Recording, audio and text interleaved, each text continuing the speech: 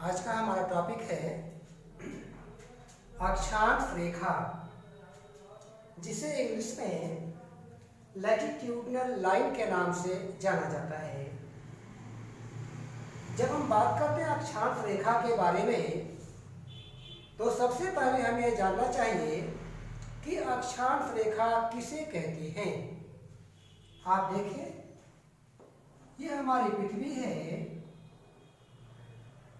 और पृथ्वी पर पश्चिम से पूरब को खींची गई काल्पनिक रेखा को अक्षांश रेखा कहा जाता है। आप फिर से सुने, पृथ्वी पर पश्चिम से पूरब को खींची गई काल्पनिक रेखा को अक्षांश रेखा कहा जाता है। अक्षांश रेखा के द्वारा हमें उत्तर और दक्षिण दिशा का ज्ञान होता है। जैसे आप देखिए, ये नॉर्थ है, ये साउथ है, यह ईस्ट है और यह वेस्ट है। ये नॉर्थ और साउथ है। ऐसे में अगर इस लाइन को बेस मान लेते हैं, इसके ऊपर उत्तर होता है और नीचे दक्षिण होता है। अगर हम इस लाइन को बेस मान लेते हैं, इसके ऊपर उत्तर होता है और नीचे दक्षिण होता है। यानी अक्षांश रेखाओं के माध्यम से हमें उत्तर और दक्षिण दिशा का ज्ञान होता है। अब आप अक्षांश रेखाओं की विशेषता देख लीजिए। अक्षांश रेखाओं की विशेषता होती है कि जो पृथ्वी के मध्य की लाइन होती है, जिसको हम लोग भूमध्य रेखा कहते हैं, यहाँ से जब हम ध्रुवों की तरफ बढ़ते हैं तो इसकी लंबाई छोटी होती चली जाती है। अब एक बात मैं आपको यहाँ और बताना चाहूँगा, यूपी टेट और सी टेट में क्वेश्चन और आता है, इस तरह से फिगर दे देगा और जो आपका नॉर्थ साउथ ईस्ट वेस्ट लिखा हुआ है, यहीं पर ए बी सी डी ऐसा कुछ लिख करके देगा और मान लीजिए उसने यहाँ पर ए लिख दिया, तो आपसे पूछ सकता है कि यह जो दिशा है किस दिशा को इंडिकेट करता है। तो आप बोलेंगे ईस्ट, चूंकि यहाँ ईस्ट है। तो ये बात ध्यान दीजिएगा, ये क्वेश्चन है यूपी टेट और सी टेट में भी आता है। यहाँ पर ए बी सी डी लिख सकता है और किसी एक दिशा के बारे में आपसे एग्जाम में पूछ सकता है।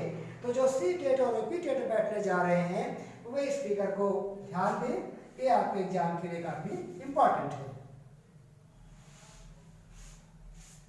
अब हमको जानना है कि अक्षांश रेखाओं की कुल संख्या कितनी होती है।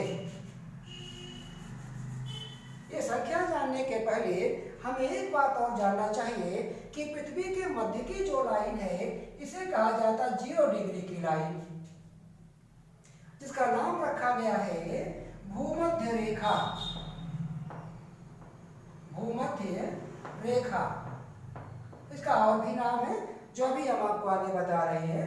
लेकिन पहले आप देख लीजिए कि अगर हम अक्षांश रेखाओं की कुल संख्या जानना चाहते हैं, तो यह 90 डिग्री होता है, यहाँ भी 90 डिग्री होता है, जैसा कि आप मैथ में पढ़ते हैं।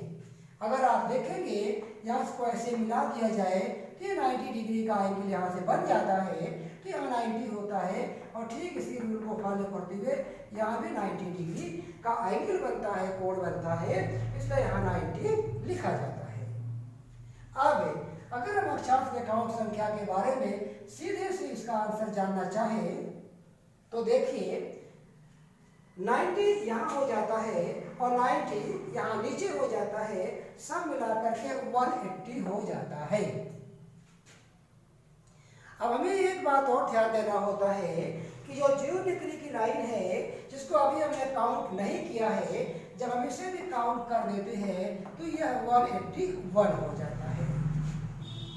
लेकिन वास्तव में हमें रेखा के बारे में जानना है, लाइन के बारे में जानना है, और यह लाइन नहीं है। क्यों? क्योंकि एक बात आप और पीछे क्लास में पढ़ चुके हैं कि हमारी पृथ्वी अपने अक्ष पर यानी एक्सिस पर एंटी क्लॉकवाइज रोटेट करती है, घूर्णन करती है। जब हमारी पृथ्वी अपने अक्ष पर एंटी क्लॉकवाइज रोटेट करती है तो यहाँ जिसको हम लोग नॉर्थ पोल बोलते हैं जो 90 डिग्री पर है, और यहाँ जो साउथ पोल बोलते हैं जो 90 डिग्री पर है, यहाँ और यहाँ, यानी यहाँ और यहाँ एक छोटी सी भी लाइन नहीं बनती है, बल्कि यहाँ पॉइंट बनता है। हम बात कर रहे हैं रेखा की, यानी हम बात कर रहे हैं लाइन की। यहाँ लाइन बन नहीं रही है, इसलिए ये 2 पॉइंट जो है हम इसमें से 2 यहाँ से निकाल देंगे तो आएगा 179। तो आप ये जान ले अक्षांश रेखाओं की कुल संख्या 179 है। अक्षांश रेखा यानी हमारी पृथ्वी पर कुल अक्षांश रेखाओं की जो संख्या होती है वह 179 होती है, और जो 181 है ये अक्षांश है, ये अक्षांश है। अगर आपसे ये पूछा जाए कि कुल कितने अक्षांश हैं, लाइन वर्ड ना यूज करें, कुल कितने अक्षांश है कहे तो आप कहेंगे 181। इंग्लिश में से कहते हैं लैटिट्यूड, कुल कितने लैटिट्यूड्स हैं तो आप कहेंगे 181। और अगर आपसे कहा जाए कि कुल कितने अक्षांश रेखाएं हैं, लैटिट्यूडनल लाइन है, तो आप कहेंगे 179। तो एक बात ये तो क्लियर हो गई कि अक्षांश रेखाओं की कुल संख्या कितनी है, जो आपने यहां पर देख लिया है।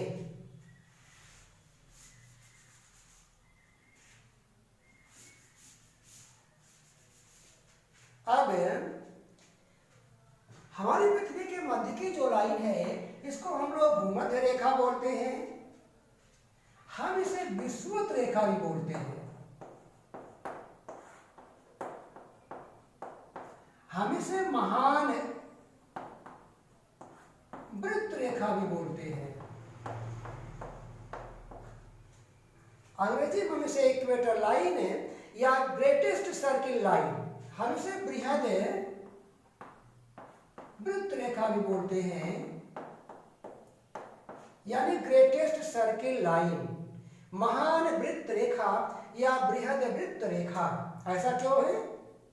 क्योंकि यह लाइन हमारी पृथ्वी के मध्य की लाइन है, और हमारी पृथ्वी की जो मध्य की लाइन है, जब यह हम पृथ्वी की चारों तरफ इसे इस तरह से खींचते हैं तो पृथ्वी पर रह करके इससे बड़ी कोई वृत्तीय रेखा खींचना संभव नहीं है। इसलिए कहा जाता है कि यह महान वृत्त रेखा है या बृहद वृत्त रेखा है, और चूंकि यह विश्व के मध्य की है तो विषुवत रेखा कहते हैं, भूमध्य रेखा भी इसे कहते हैं। इसकी लंबाई है 40,076 किलोमीटर। इसके ऊपर का जो भाग है इसे उत्तरी गोलार्ध कहा जाता है। उत्तरी गोलार्ध अंग्रेजी में नॉर्दर्न हेमिस्फीयर, और निचले भाग को दक्षिणी गोलार्ध कहा जाता है।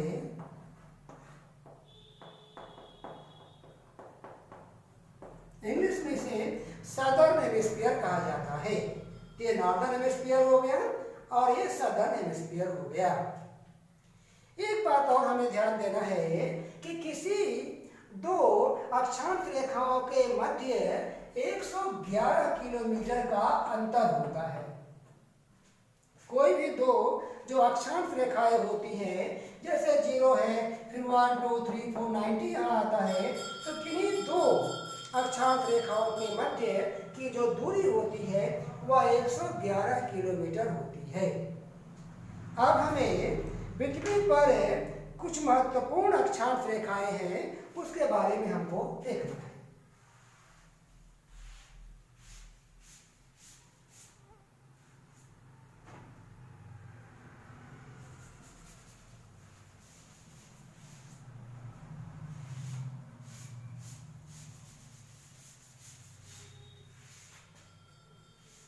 हमने एक लाइन आपको बता दिया जो पृथ्वी के मध्य की लाइन है, यह भूमध्य रेखा है, और उत्तरी गोलार्ध में जो 23.5 डिग्री की लाइन है इसे कहा जाता है कर्क रेखा, ट्रॉपिक ऑफ कैंसर। दक्षिणी गोलार्ध में 23.5 डिग्री की लाइन कहा जाता है मकर रेखा ट्रॉपिक ऑफ कैप्रिकॉर्न। उत्तरी गोलार्ध में 66.5 डिग्री की लाइन कहा जाता है आर्कटिक रेखा।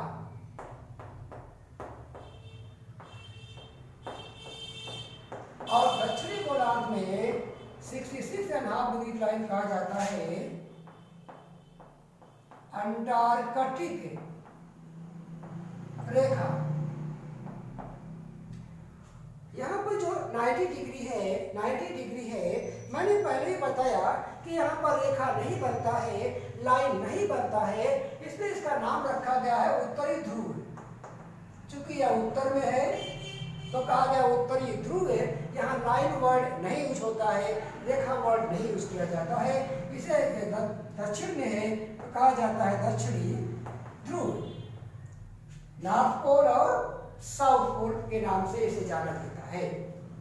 अब एक पॉइंट और बचता है, कुछ क्वेश्चन यहाँ से और आते हैं। आपने जीके में शायद पढ़ा होगा कि वह कौन सा देश है, विश्व में वह कौन सा देश है जहां पर अर्धरात्रि को सूर्य दिखाई देता है।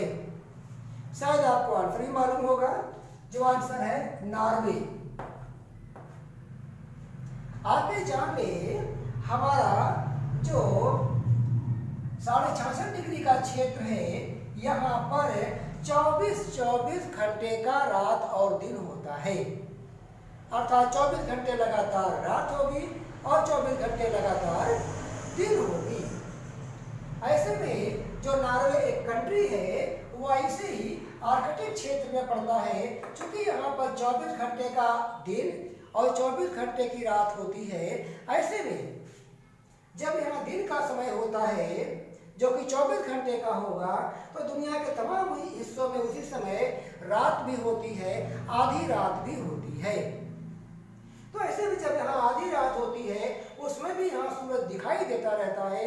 इसलिए बात को घुमाकर कहा गया है वह कौन सा देश है जहाँ अर्धरात्रि को सूर्य दिखाई देता है। तो अर्धरात्रि नॉर्वे में नहीं होती है, अर्धरात्रि विश्व के अन्य हिस्सों में होती है, जबकि नॉर्वे में उसमें सूरज दिखाई देता रहता है। इसलिए यह बात कहा गया है कि वह कौन सा देश है जहाँ पर अर्धरात्रि को सूर्य दिखाई देता है।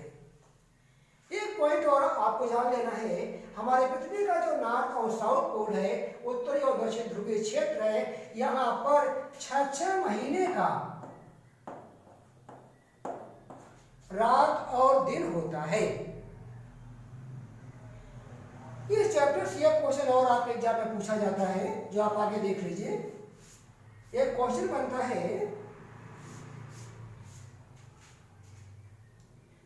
विश्व में वह कौन सा महाद्वीप है यानी कॉन्टिनेंट है जिससे होकर के कर्क रेखा, मकर रेखा और भूमध्य रेखा गुजरती है।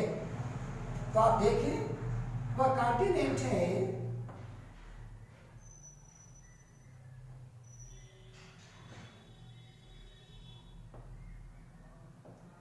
अफ्रीका।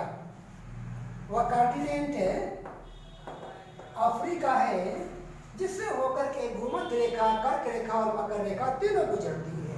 आप देखिए, ये भूमध्य रेखा है, ये 23.5 डिग्री ये नॉर्थ है, ये कर्क रेखा है, और ये 23.5 डिग्री साउथ है, मकर रेखा है। तीनों रेखाएं विश्व में केवल अफ्रीका महाद्वीप से ही होकर के गुजरती है। यह क्वेश्चन और बनता है कि विश्व में वह कौन सा महाद्वीप यानी कॉन्टिनेंट है जो चारों गोलार्धों में फैला हुआ है, which is spread in all 4 hemisphere. तो आगे आप पढ़ेंगे देशांतर रेखा के बारे में, जो इस तरह से देशांतर रेखा जब हम बात करेंगे कि हम देशांतर रेखा में 0 डिग्री की लाइन है, जब हम इसको बेस मानेंगे कि यह पूर्वी गोलार्ध होगा और यह पश्चिमी गोलार्ध होगा। जब हम इसको बेस मानते हैं भूमध्य रेखा को, यह उत्तरी गोलार्ध होता है, ये दक्षिणी गोलार्ध होता है। जब हम इन दोनों को बेस मान लेते हैं, तब ये जो क्षेत्र आता है यह उत्तरी पूर्वी गोलार्ध है, ये आपका क्षेत्र दक्षिणी पूर्वी गोलार्ध है, और यह क्षेत्र आपका दक्षिणी पश्चिमी गोलार्ध है, और यह क्षेत्र आपका उत्तरी पश्चिमी गोलार्ध है। ऐसे में अफ्रीका महाद्वीप एक ऐसा महाद्वीप है जो चारों गोलार्धों में फैला हुआ है। तो आपके इस टॉपिक में बस इतने ही पॉइंट थे। अगर आपको हमारा वीडियो पसंद आता है तो आप इसे लाइक करें और सब्सक्राइब करें। धन्यवाद।